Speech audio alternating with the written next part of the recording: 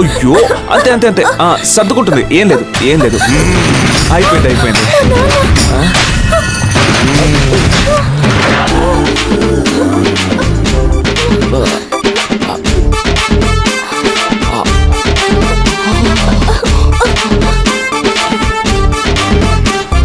Excuse me.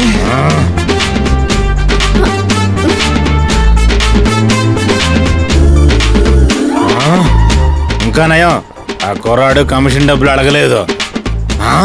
ఇది మన చేతికి ఎలాగొచ్చింది? ఊరు వెదవల్లారా, క్వార్టర్ బాటిల్ తీసుకొని ఇది నా చేతిలో పెట్టేశారంట్రా. ఇకనైనా బాటిల్ చేతితో పట్టుకోకూడదు, బోట్లో దోపుకోవాలి.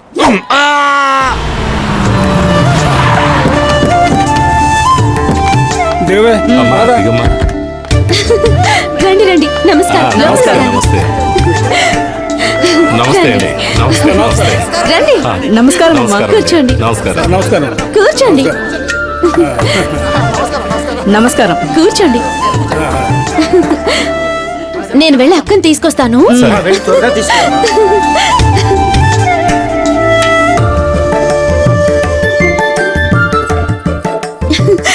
అక్క, పెళ్లి చూపులకు అందరూ వచ్చేసారు.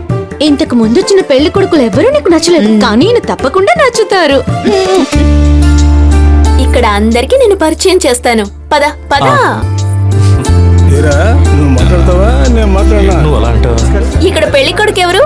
నేనేనండి. సూపర్ గా ఉన్నారు. వీళ్ళంతా భైరవక్కని చూసుకోవడానికి వచ్చారు. నువ్వేం చేస్తావంటే వీళ్ళందరికీ కాఫీ టిఫిన్ ఇవ్వు. నేను వెళ్ళి భైరవక్కని చూసొస్తాను. ఓకే, ఇచ్చే. ఓరి దేవుడా, నా దగ్గర డబ్బులు తీసుకొని నన్ను పనుని చేసి వెళ్ళిపోయిందే. అంతా తలరాత. ఇదిగో అక్క.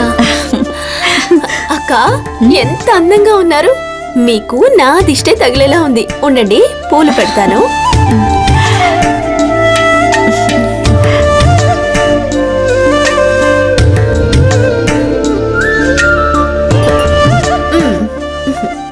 ఓకే, అంతా వెయిట్ చేస్తున్నారు. పదండి.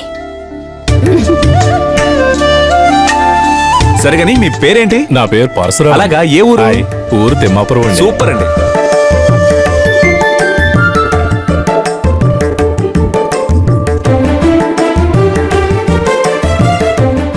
ఇంతకీ ఏం చదివారేటి? బిఎస్సి కంప్యూటర్ సైన్స్ అండి. ఆహా, అర్రెర్రే.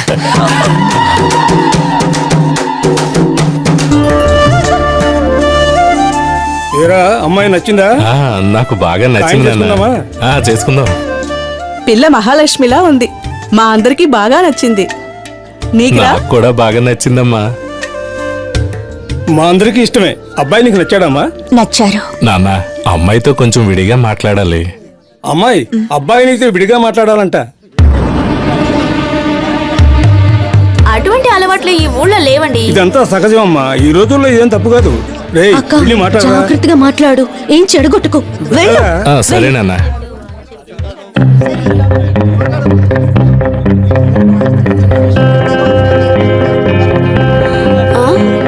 ఇతను ఎక్కడికి వెళ్ళాడు? ఎటు వెళ్ళాడు?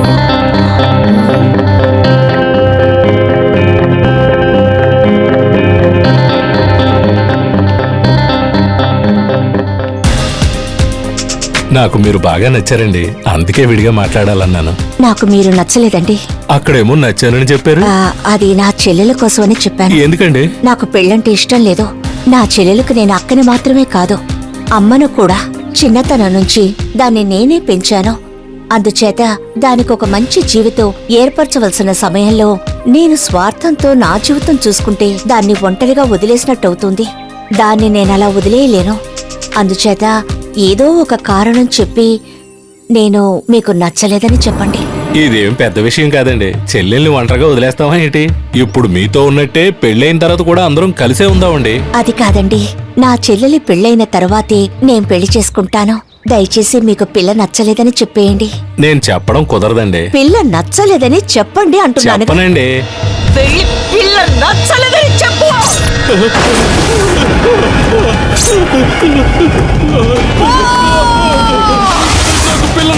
నాకు పిల్ల నచ్చలేదు.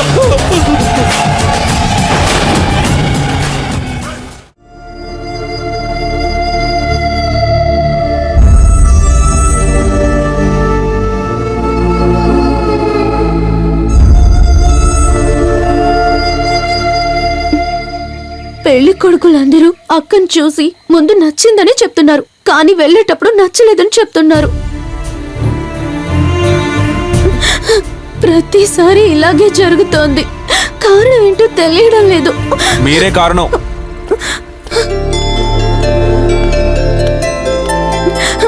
నేనా? మీరేనండి. నేనెలా కారణం అవుతాను? మీ అక్కయ్య పెళ్లి చూపుల్లో ఏం జరిగిందో మీకు తెలుసా? నా చెల్లెలకు నేను అక్కని మాత్రమే కాదు, అమ్మను కూడా. చిన్నతనం నుంచి దాన్ని నేనే పెంచాను. అందుచేత దానికి ఒక మంచి జీవితం ఏర్పరచవలసిన సమయంలో నేను స్వార్థంతో నా జీవితం చూసుకుంటే దాన్ని ఒంటరిగా వదిలేసినట్టవుతుంది.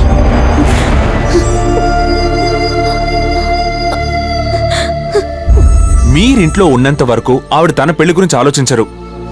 మీరు త్వరగా పెళ్లి చేసుకోండి, అప్పుడే ఆవిడ కూడా పెళ్లి చేసుకుంటారు. ఏం మాట్లాడుతున్నావు? వెంటనే పెళ్లి చేసుకోవాలంటే తనకి అత్త కొడుకో మావ కొడుకో ఎవరైనా ఉండాలి కదా. వాళ్ళు లేకపోతే ఏంటండి, మీ ఊళ్ళో నల్లగా స్మార్ట్ గా అందంగా ఎవరో ఒకరు ఉంటారు కదా. ఏమే, ఊళ్ళో అలా ఎవరైనా ఉన్నారా? ఉంటారు. ఒక మాట చెప్పనా, ఈ ఊరికి రావడమే నాకు ఇష్టం లేదండి. కానీ ఇప్పుడు ఈ ఊరు వదిలిపెట్టి వెళ్ళడానికి నాకు మనసు రావట్లేదు. అందుకు కారణం ఒక అమ్మాయి. కూర్చోండి. అరే కూర్చోండి. నన్ను ఎడ్ల బండి కట్టేసినప్పుడే నా మనసుకు నచ్చిన అమ్మాయిని నేను చూశాను. ఆ అమ్మాయినే పెళ్లి చేసుకోవాలని డిసైడ్ అయిపోయాను. మా ఇంట్లో వాళ్ళు నువ్వు చేసుకునే పిల్ల ఎలా ఉండాలని అడిగినప్పుడు ఏం చెప్పాలో తెలియలేదు. కానీ ఇప్పుడు అడిగితే మీలా ఉండాలని చెప్తాను. అవును, అమ్మాయి అమ్మాయి అంటూ చుట్టేస్తున్నావే, ఎవరా అమ్మాయి? అదే ఆ అమ్మాయికే తెలుసండి. మీ ఇంట్లో పెద్దవాళ్ళు ఉంటే దిష్టి తీయమని చెప్పండి. ఆ అమ్మాయికి తెలుసన్న విషయం నాకు కూడా తెలుసు.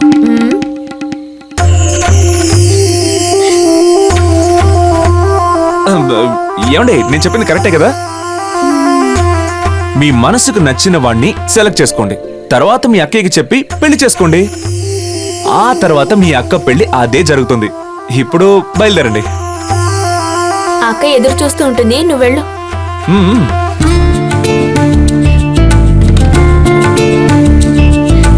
బాయ్. ఏమండి, వెళ్దామా?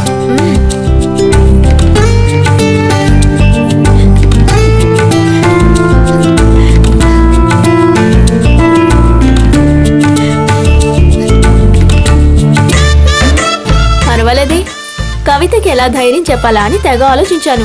నువ్వు ధైర్యమే కాకుండా పరిష్కారం కూడా చెప్పావు. దాందే ఉంది, ఆకలిస్తుంది, భోంచేద్దామండి. ఏంటి నువ్వు ఎప్పుడు చూసినా ఆకలి భోజనం అంటావు? ఒట్టే తిండిపోతు రాములా ఉన్నావు. నీకు ఇంకో పనేమి లేదా? లేదండి, ఉంటే చెప్పండి.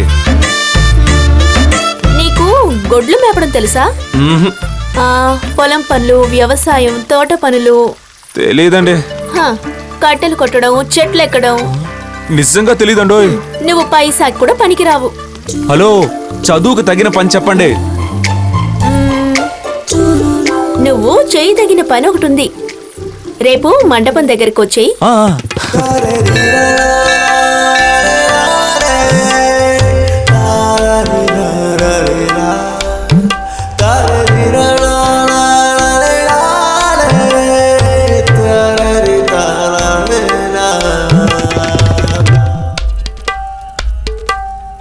ఏమండి,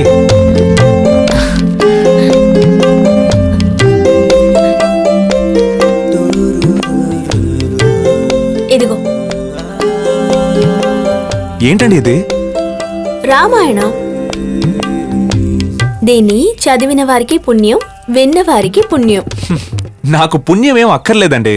ఆహా, మరి బామ్మలు కావాలంటున్నారే?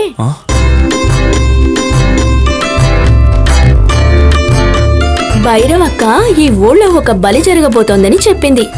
నాకు తెలిసి ఈ బామ్మల్లో ఒకరు బకెట్ తనేస్తారనుకుంటాను. పోయే వాళ్ళకి పుణ్యమైనా దక్కుతుంది. అందుకు నువ్వు రామాయణం చదవాలి. ఊరికే చదవమనట్లేదు. పూర్తవగానే డబ్బులిస్తారు. నీకు ఒక సంపాదన ఉంటుంది. ఏమంటావ్? ఆల్రెడీ వీళ్ళ నాన్నకి డబ్బులిచ్చి మోసపోవడం చాలక ఇప్పుడు ఇక్కడ హరికథా కాలక్షేపం చేసి జోకర్ని కావాలా? లవ్ చేస్తే ఎన్ని పాటలు. All is well.